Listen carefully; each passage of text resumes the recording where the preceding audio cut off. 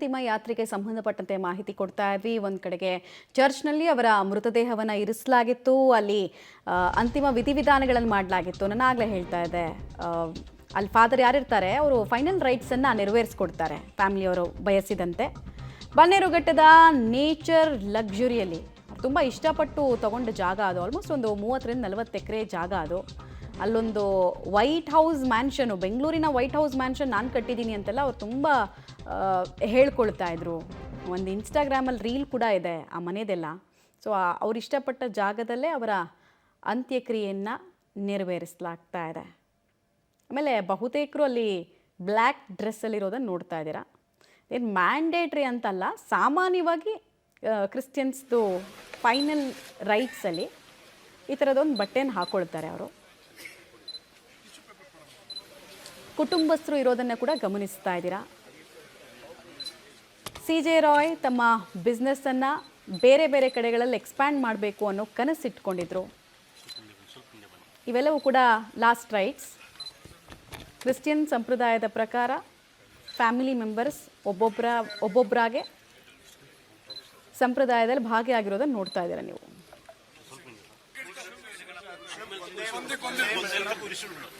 ತಪ್ಪಿರ ಆಗಿರೋದನ್ನು ನೋಡ್ತಾ ಇದ್ದೀರಾ ನೀವು.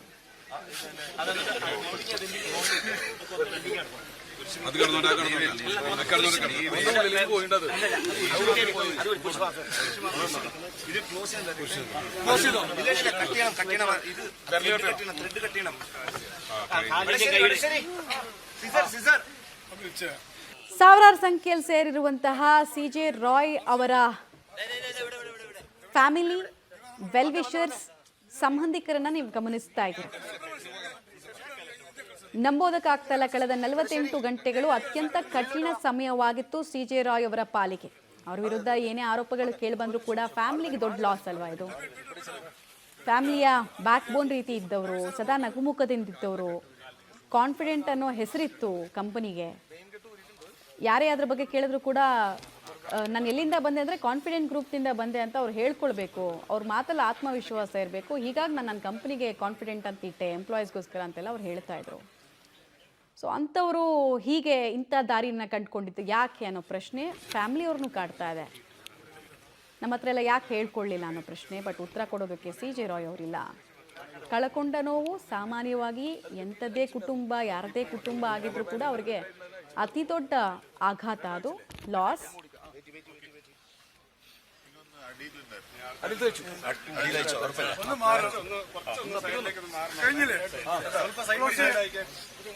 ನೀವು ನೋಡ್ತಾ ಇದ್ದೀರಾ, ಮೊಹಮ್ಮದ್ ನಲ್ಪಾಡ್ ಅವರು ಕೂಡ ಇದ್ದಾರೆ.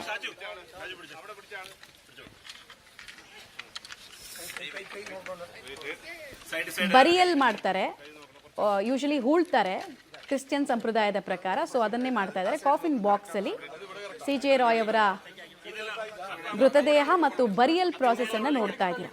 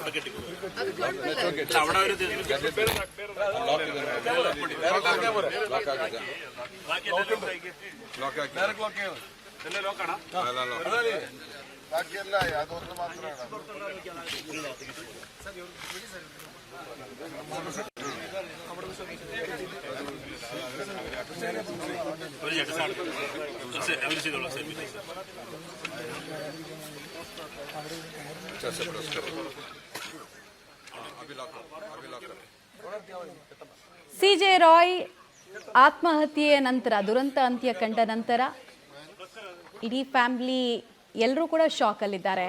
ಎಲ್ರಿಗೂ ಇದನ್ನು ಇನ್ನೂ ಅರಗಿಸಿಕೊಳ್ಳೋಕ್ಕಾಗ್ತಾ ಇಲ್ಲ. ಸುದ್ದಿ ಸುಳ್ಳಾದರೆ ಸಾಕು ಅಂತ ಮನಸ್ಸು ಬಯಸುತ್ತೆ. ಆದರೆ ಏನು ಮಾಡೋದು, ಈಗ ಆಗ್ತಾ ಇರೋ ಘಟನೆಗಳನ್ನು ಒಲ್ಲದ ಮನಸ್ಸಿನಲ್ಲೂ ಕೂಡ ಭಾಗಿಯಾಗಬೇಕು ಪ್ರಕ್ರಿಯೆಗಳಲ್ಲಿ. ಸೊ ಅಲ್ಲಿ ಫಾದರ್ ಮತ್ತು ಕಮ್ಯುನಿಟಿಯ ಹಿರಿಯರು ಅಂತ ಇರ್ತಾರೆ ಕ್ರಿಶ್ಚಿಯನರಲ್ಲಿ.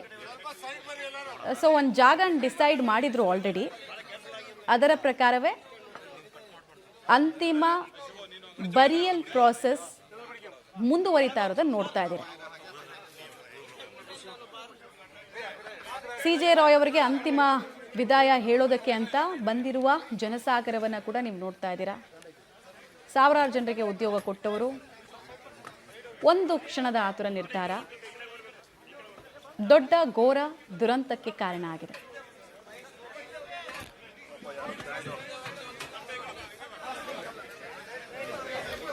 ಬನ್ನೇರುಘಟ್ಟದ ದೃಶ್ಯಾವಳಿಗಳನ್ನು ನೀವು ಗಮನಿಸ್ತಾ ಇದ್ದೀರಾ. ಸಿ ಜೆ ರಾಯ್ ಅವರ ಅಂತ್ಯಕ್ರಿಯೆಯಲ್ಲಿ ಸಹಜವಾಗಿ ಅವರ ಕುಟುಂಬಸ್ಥರೆಲ್ಲರೂ ಕೂಡ ಭಾಗಿಯಾಗಿದ್ದಾರೆ.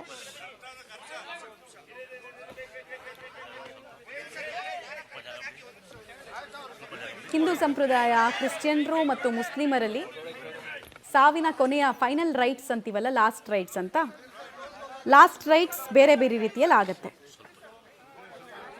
ಸಿ ಜೆ ರಾಯ್ ಅವರು ರೋಮನ್ ಕ್ಯಾಥಲಿಕ್ ಕ್ರಿಶ್ಚಿಯನ್ ಆಗಿದ್ರು.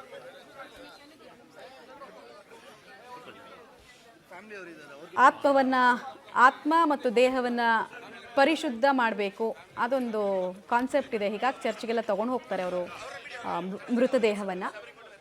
ಅವ್ರದ್ದು ನಂಬಿಕೆ ಅದರ ಪ್ರಕಾರವೇ ಅವರು ಎಲ್ಲಿ ಬಯಸಿದ್ರೋ ಅಲ್ಲೇ ಶಾಶ್ವತವಾಗಿ ಮಲಗ್ತಾ ಇರೋ ಸಂದರ್ಭ ಇದು. ಅವರಲ್ಲಿ ಈ ಫ್ಯೂನರಲ್ ರೈಟ್ಸ್ ಅನ್ನು ನೋಡ್ತಾ ಇದ್ದೀರಲ್ಲ ಈಗ ನೀವು, ಅಂತ್ಯಕ್ರಿಯೆ ರೈಟ್ಸು, ಅದು ಮತ್ತು ಇದಾದ ನಂತರ ಪೋಸ್ಟ್ ಫ್ಯೂನರಲ್ ಕಸ್ಟಮ್ಸ್ ಅಂತ ಕೂಡ ಇರುತ್ತೆ. 30 ದಿನ ಆ ಮೌರ್ನಿಂಗ್ ಪೀರಿಯಡ್ ಅಂತೆಲ್ಲ ಕರೀತಾರೆ ಅದನ್ನು.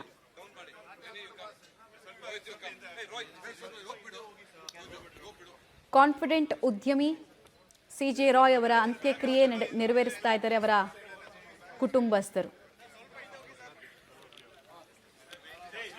ಹಿಂದೂ ಸಂಪ್ರದಾಯದ ಅನೇಕ ಜಾತಿಗಳಲ್ಲಿ ಪಂಚಭೂತದಲ್ಲಿ ಲೀನ ಆಗುವಂತಹ ಕಾನ್ಸೆಪ್ಟ್ ಇದ್ರೆ, ಕ್ರಿಶ್ಚಿಯನರಲ್ಲಿ, ಮುಸ್ಲಿಮರಲ್ಲಿ ಕೊನೆಯ ರೈಟ್ಸ್ ಹೀಗಿರುತ್ತೆ. ಅವರು ಬಾಡಿಯನ್ನು ಸುಡಲ್ಲ, ಯಾಕಂದರೆ ಅವ್ರದ್ದೆಲ್ಲ ಒಂದು ಕಾನ್ಸೆಪ್ಟ್ ಇದೆ, ಜಡ್ಜ್ಮೆಂಟ್ ಡೇ ಅಂತ. ಆವಾಗ ಪಾಪ ಪುಣ್ಯಗಳ ಲೆಕ್ಕಾಚಾರನೆಲ್ಲ ನೋಡ್ತಾರೆ, ಹೀಗಾಗಿ ನಾವು ಕೂತಿಡ್ತೀವಿ ಬಾಡಿನ ಅಂತ. ಅದೆಲ್ಲ ತೀರಾ ಮೈಥಾಲಜಿಕಲ್, ನಮ್ಮ ಹಿಸ್ಟ್ರಿ ಅಂತ ಕೂಡ ಹೇಳ್ತಾರೆ. ಕೆಲವ್ರಿಗದು ಮೈಥಾಲಜಿಕಲ್. ಆಗೇನಿದು ನಂಬಿಕೆ, ಆಸ್ತಿಕರು, ಇದೆಲ್ಲರ ಮೇಲೆ ಡಿಪೆಂಡ್ ಆಗುತ್ತೆ ಅಷ್ಟೇ.